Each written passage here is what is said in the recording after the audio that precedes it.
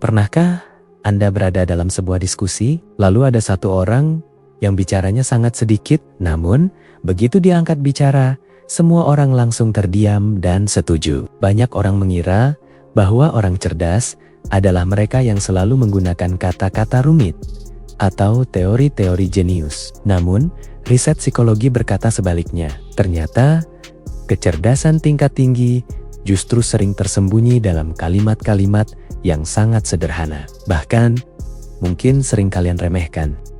Namun, sebelum kita bahas lebih dalam, saya harus beri peringatan. Hati-hati, karena jika Anda mulai sering mengucapkan kalimat-kalimat ini, cara orang melihat Anda akan berubah total. Dan mungkin saja, Anda akan mulai kehilangan teman-teman yang selama ini tidak jujur. Mari kita bedah satu persatu.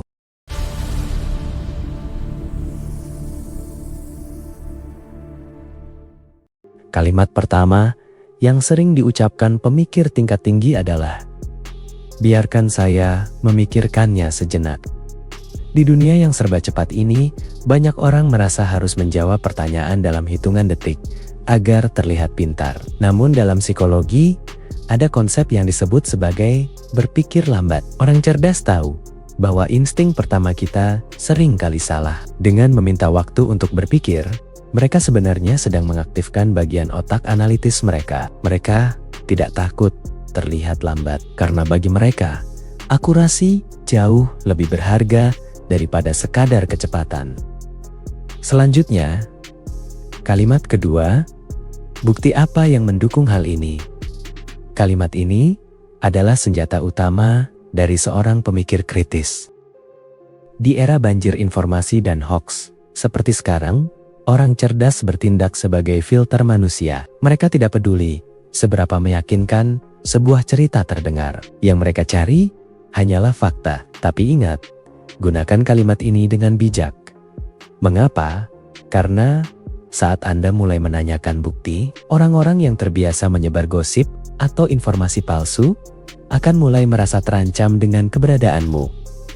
Kalimat ketiga yang menunjukkan kecerdasan tingkat tinggi adalah, mari kita lihat dari sudut pandang yang berbeda. Ini adalah tanda nyata dari fleksibilitas kognitif. Orang cerdas tidak terjebak dalam egonya sendiri. Mereka mampu meminjam kacamata orang lain untuk melihat sebuah masalah. Bagi mereka, sebuah ide itu ibarat potongan puzzle. Mereka lebih suka menyusun gambaran yang lengkap daripada sekadar memenangkan argumen yang sempit. Lalu, kalimat keempat, yang mungkin terdengar rendah hati, namun sangat kuat. Kalimat itu adalah, saya butuh informasi lebih lanjut sebelum memutuskan. Banyak orang merasa malu untuk mengakui bahwa mereka tidak tahu. Padahal, menurut psikologi, mengakui keterbatasan adalah tanda kecerdasan intelektual yang tinggi. Ini membuktikan bahwa Anda memiliki kesadaran diri yang luar biasa. Anda tahu apa yang Anda pahami, dan Anda sangat sadar akan apa yang belum Anda mengerti. Terakhir, kalimat kelima yang paling sering diucapkan adalah, bagaimana menurutmu? Kalimat ini bukan sekadar basa-basi atau sopan santun. Pemikir tingkat tinggi sangat ingin mendengarkan pendapat orang lain, karena mereka percaya bahwa setiap interaksi adalah kesempatan untuk belajar. Mereka bertanya, bukan karena tidak punya pendapat, namun karena mereka ingin memperkaya sudut pandang mereka sebelum mengambil keputusan akhir. Namun, perlu kalian pahami bahwa kelima kalimat tadi barulah sebagian kecil dari spektrum kecerdasan yang sangat luas. Dalam dunia psikologi, apa yang kita bahas hari ini hanyalah puncak gunung es dari karakter asli seorang pemikir tingkat tinggi. Masih banyak kalimat-kalimat lain yang jika kita bedah satu persatu, akan mengungkap bagaimana sebenarnya struktur otak orang cerdas bekerja. Misalnya kalimat sederhana seperti, saya salah, terima kasih sudah mengoreksi. Bagi kebanyakan orang, mengakui kesalahan adalah ancaman bagi ego. Tapi, bagi orang cerdas, kesalahan adalah data baru. Mereka tidak melihat kekalahan dalam sebuah argumen sebagai kegagalan, melainkan sebagai proses pembersihan logika yang cacat. Mereka lebih memilih untuk menjadi benar di akhir cerita, daripada hanya merasa benar di awal, namun terjebak dalam kekeliruan selamanya. Atau kalimat seperti, mari kita cari solusi, bukan mencari siapa yang salah. Ini menunjukkan kecerdasan emosional atau IQ yang sangat tinggi. Pemikir tingkat tinggi tahu bahwa menyalahkan orang lain hanya akan membuang energi tanpa menyelesaikan masalah. Mereka fokus pada efisiensi dan masa depan, bukan pada penyesalan di masa lalu.